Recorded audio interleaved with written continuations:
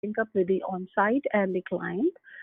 So we had the two sync ups. We had a Jira, and we used couple of tools, the PM tools, which helps to have show the program status, blockers, risk, schedules, on time, like whether we are on time, running behind, and this is like all dynamic data boards. So any progress that has been done is being all it's being visualized with onshore as well as the offshore team. The Mm-hmm. challenges that I had, because definitely with the offshore team, you cannot, they're not with you, so there is a time difference that was there. But at the same time, like it helped to get the big project done in lesser time because there were continuous cycle of going 24-hour cycle development cycle was running. So like in the daytime, to some of the developers who were here, they used to give their baton to the offshore people, and then offshore people they used to do a lot of work, and in the morning they again hand it over. So we were having that cycle and that communication happening in the morning and the daytime. All right, perfect. And then in your resume, it also says that you finished this project under budget. So can you tell me how much the budget was and how much you finished under it? So under the budget means the project was of 1 million, delivering All for right. all dashboards. Yes. So that was from a lot of cutting cost saving was done by using the the right tools. So Uh-huh. so we saved money by initially when we were looking, we were thinking to buy some of the applications like MemSQL and Looker. So we did use the Looker, which is a data visualizing analytic tool. We use Mm-hmm. Looker, but I mean, I save money by making sure that we can have direct calls with the EDH or the AWS data hub. AWS Redshift is again a big data hub for data for storing data. So we Mm-hmm. making sure that we can remove MemSQL in the rest of the applications because the amount of data we were dealing was huge, and MemSQL might delay the response or might delay the would make the dashboard to respond a little bit in more time. So save the money by taking that decision that we can work without the MemSQL. So we save the money from the MemSQL point of view, save the money by cost cutting that application. That's the Mm-hmm. one thing. Second thing, save the money for Fox because the Fox was paying somewhere around I don't know the specific amount, but they were paying about above $1 million to that talented application that Mm-hmm. the team has replaced. So they were AIM Studio. There were a couple of applications. The application which they use in traffic light signals here in in LA, like which traffic light work. So Palantir is a very big application. So we have Mm-hmm. replaced those, and it has a huge licensing and huge fees every year that Fox and Disney used to pay. Mm-hmm. And we have replaced that software or that dashboard visualizing with our application. So that was a huge cost saving at the Fox end. All right, perfect. Let me see if I have any other questions for this. I think that's sufficient for this one project. So the other project that you mentioned that you're doing now, the data management one. For that, can you tell me what the team size and budget and project goal was exactly? So this project is comparatively smaller. It is somewhere around 800 and something, 899 dollar, 899K dollar All right. project. So this project is basically I'm still because this project has recently started. So I kick off the project with all the Fox clients. Again, I'm dealing with the same CIOs and the VPs and SVPs, and I'm responsible for that, coordination and managing all the project-related activities on site as well as offshore.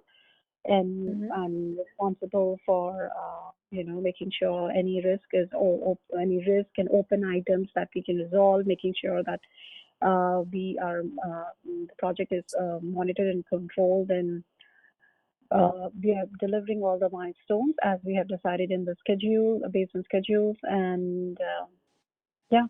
And currently, I'm in the requirement phase. So I have divided this whole project in various into sprints and in iterations where what we are going to deliver. So, like in the beginning phases is the requirement and design phase. I'm having all those requirement sessions, making sure we have the we are doing the JAD and brainstorming sessions, putting those requirements into form of design, Salesforce design, data design, having all those Salesforce, and we are also dealing Salesforce and some other applications like MuleSoft.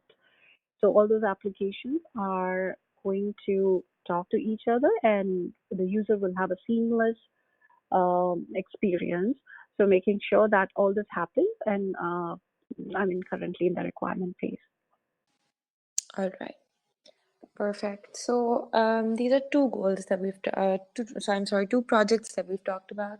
So can you tell me what other key responsibilities you have at this role? The key responsibilities, as I mentioned, it would be coordinating with a client, making sure the offshore team produces what the client, making sure the expectations of the client is, again, which is I'm saying client is a box, is being is being we produce what they want exactly. Mm-hmm. So, but at the same time, we don't have the requirements in place. So again, elucidating those requirements. So my role is again coordinating, managing all the project and program related activities, controlling Mm-hmm. time, risk. I created SOW for this program as well, for this whole project, and we submitted it, and we got the project. Also, doing the schedule, also for the cost and resource management, because I have chose my team myself, like who's going to work offshore, who's going to work from the on-site, and doing a lot of interviews to have the Mm-hmm. right team members. Um, I've also chose the framework, what framework this whole program would be delivered. So it would be a hybrid of waterfall and agile framework. And yeah, what requirement sessions, what requirement documents we are going to produce, and then communicating like the whole project setup I did. I also had a couple of reports and a communication plan, which what we are going to do, what the governance of this whole project would be, who would be the team members like steering committees, and then we have project governance committees, change control management, then Mm-hmm. what is the requirement approval committee. So having that project governance in place, so setting up that whole project structure, uh, and making sure that we execute, implement in time, and deliver them. Then making sure that testing validations are done, both from the data perspective as well as the user experience point of perspective. And Mm-hmm. yeah, making sure those milestones and deliverables are delivered in form of sprints, and we go All live right. at the end of this project. So we'll be having like a sprint review, demos, and all that. Yeah, retrospectives. All right. Perfect. Let's see. Right. So I'm going to ask you some specific questions now.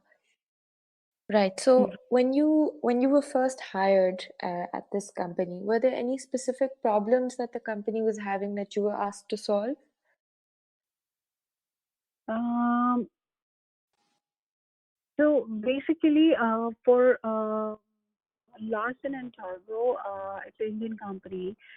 They, what I felt like they, when I was hired, and especially for this Fox client, Uh-huh. uh, they don't have a lot of experience with how to deal with the clients, especially with American clients.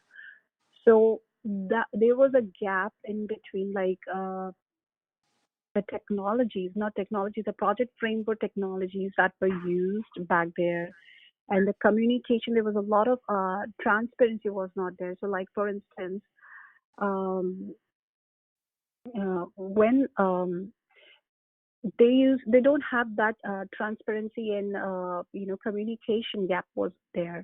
So like for instance, if a project is being built, the communication to client was not done. So like if I'm making any application, and if I have in the beginning I have the feedback, client's feedback and input, and then I keep doing that that whole solution at offshore, in like in silo, not communicating with the client what exactly they need, anything changed. And after 5 months or 4 months, 6 months, I'm showing up. This is what you want. Take it. So what Mm-hmm. the client expectation was not taken into that, and what the end product was very entirely different. What the client has expected, because in between feedback and communication was missing. Mm-hmm. So when I was hired, my role was to remove this gap, making sure that when developer they're developing every day, they know what exactly we are building, and at the same time, the stakeholders they're aware and they can have their feedback, and the team is available to have absorb that feedback. And what by the end product, what we are delivering is exactly what they want. Mm-hmm. So All right. that was a big gap, and I think I removed that, and that's the reason now, Larsen Turbo is getting another project with Fox. All right. All right. Perfect. Um, let's see. So, what about operations? Besides customer satisfaction, were you able to bring about any other improvements in business operations? Yes. So those dashboards, once they were delivered, the Fox has a support team, like we like operations team. So what I made sure, like once it's been delivered, I have proper training and documents in place, and do the whole KT, the knowledge transfer sessions to support team. So making sure that that has been done seamlessly to the support team. And for that, I made sure like we have a certain hypercare support period, and first a development period, then hypercare support period. And then after that, once support team feels that this is in place, it's working fine, then all the Mm-hmm. operations, the development is being handed over to the support team. Also, set up the whole deployment process, like continuous, and we were doing CI and CD. So with the use of Jenkins and other deployment tools, we Bitbucket and all, made sure that we deploy it in every in iteration. And this, Mm-hmm. so like if in future anything, any bug or defect that has been found needs to be fixed or updated, they can use that CI/CD cycle, and that can be put into the production.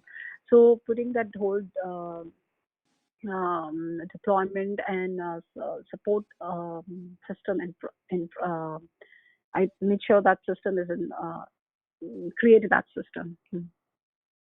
All right. Right. Perfect. Um, what about KPIs? What were you measuring here? Were you measuring efficiency, for instance? Here the KPI was the speed and performance of Uh-huh. the. We were doing a couple of there were a lot of KPIs, and the KPIs from the offshore point of view is different, and the KPIs from the Fox was different. So making sure those were delivered in time. So like for KPI for the Larsen and Toubro was the like they don't have. I mean, the cost was a big thing which they don't want to overgo there.